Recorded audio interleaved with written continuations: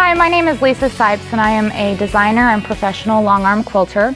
And today I'm going to show you a few techniques on making a quilted home decorative pillow.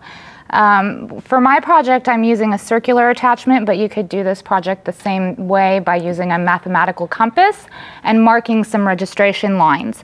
To start out with, you want to take your fabric and mark your diagonals through the center and also your vertical and horizontal. I've also marked a ½ inch around each side so that I know where to place my pin for when I start sewing. I also prepare it with some fusible tearaway water-soluble stabilizer that really helps you to be able to just guide the fabric really easily through the feed dogs.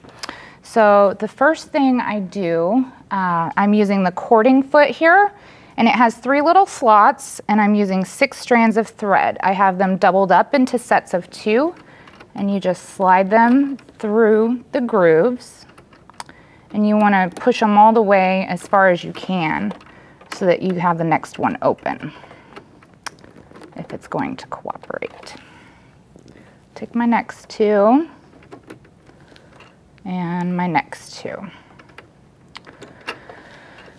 And I'm going to do a zigzag stitch to hold all of these threads in place as I go along. On my circular attachment, I've got it set at 60, and you move it by just sliding it back and forth, but it's right where I want it. So I'm going to take this little pin out and place it in my ½ inch mark, and then just push it back down.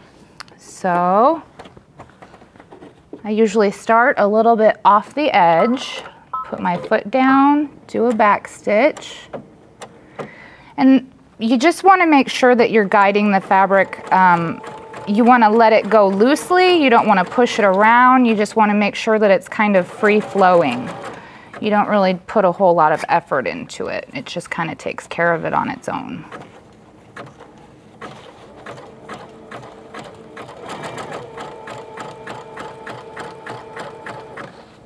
Okay, do a back stitch, cut your thread, remove your pin, and there you go. And you're just going to repeat that in all of your corners and at each side, basically anywhere you have an intersection with your ½ inch mark around the perimeter. So this is what that looks like when it's all done. Then after you've sewn all of these, you're just going to go ahead and if you have the circular attachment, you'll slide it over to the 85 mark and just do it all over again. And then we're going to go in and fill in. So this is after step 2 is all done.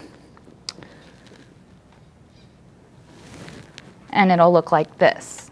So once we've got all of these done with our cording foot, then we're going to switch to the braid foot.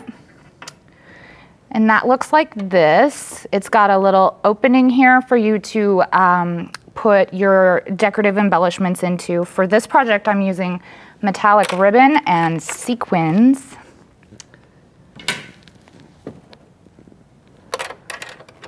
And you can actually move and change the settings of this foot so that if you have thinner embellishments, you can slide it forward and backward to kind of fit what size you're using. So this is my decorative ribbon, and I'm just going to slide this through this little opening here. Actually, I'm going to go up.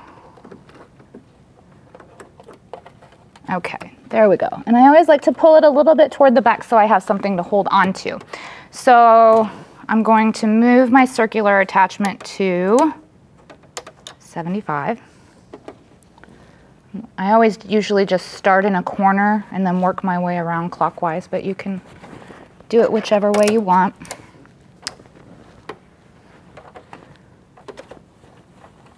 Okay, and I still have my zigzag stitch and I've got it set with a width of 6½ and a length of 2½, so it really covers all of that ribbon.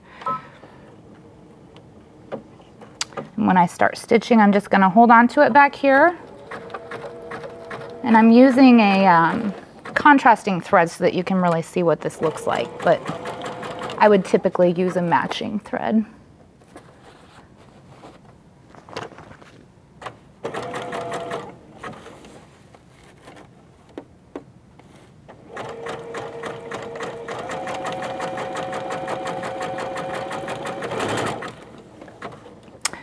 So as you can tell, the circular attachment is really helping to keep everything even and the right distance from one another. So that's what it looks like after you've got the ribbon sewn on. And then we're ready for sequins. So for the sequins, we're going to move it out to the very furthest point for this particular project, and it's going to be set at 105 for the circular attachment. And we're going to keep the braid foot. And we're just going to do it the same way. Feed it through. But this time, I'm just going to go rather than going underneath, and this is actually easier if you take the foot off. I'm going to go through the top, which is the opposite way of how you are supposed to use this foot, but with the way the sequins come off the strand, they can sometimes get caught. So this just makes it a little bit easier.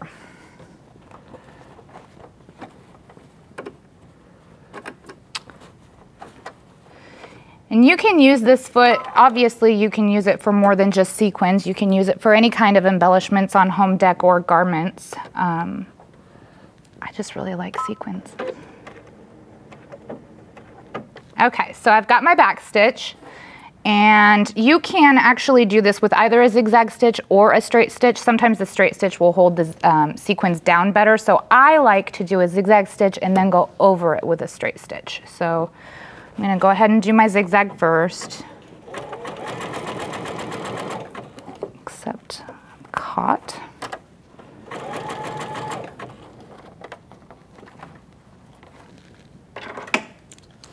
Trim a thread.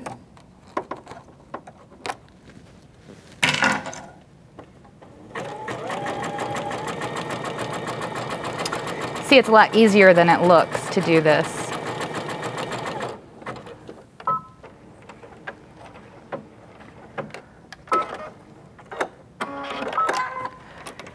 And that's what it looks like with the sequins. Now, since I am a long arm quilter, I kind of have this obsession with quilting basically everything that I make. So I'm now going to take off the circular attachment and drop my feed dogs and do a little free motion quilting on this guy. And this is really easy. You just have to unscrew this at the base. Now, if you want, you can remove the stabilizer from your project before you quilt it. I don't, because I like to have that extra, just make sure that everything is staying put where it's supposed to be. So since it's water soluble, it will wash away the first time you wash this pillow. So I've got my backing fabric and my batting, and I'm just going to sandwich it together. With a project this small, you don't really need to worry about basting because this is only a 17-inch square. So there's not a whole lot that can shift. I've cut my backing to 19 inches square, so I have plenty of room. And then my batting is much larger. So I'm going to drop my feed dogs and go back to a regular straight stitch. And you just drop your feed dogs with one button on this particular machine. So I'm going to start by filling in the center, and I'm not in the center. There we go. All right, now obviously I would never typically use black thread to quilt on white fabric, but this will just kind of give you an idea of how free motion quilting really works. So I'm going to go ahead and do a back stitch. Some people like to pull up their thread and tie when they're free motion quilting. I don't do that. So you just take your time and guide the fabric around the base of the machine. I'm getting stuck on my sequins. I don't want to get that close. And this is just a free motion stipple. I like to do pebbles. I like to do straight lines, which you could do that with your feed dogs up and with a regular foot. And you can also keep it all on one speed so that your stitches will look more consistent. Okay, so that's my technique for using circular sewing with the braiding and cording foot. But this is my finished project. As you can tell, I did the pebbles instead of the stipple in there with a little bit of straight line quilting. And then the other example is just another way that you can use the circular sewing attachment with a little bit of applique, and you could use several different embellishments. All of the instructions for this project will be on the website.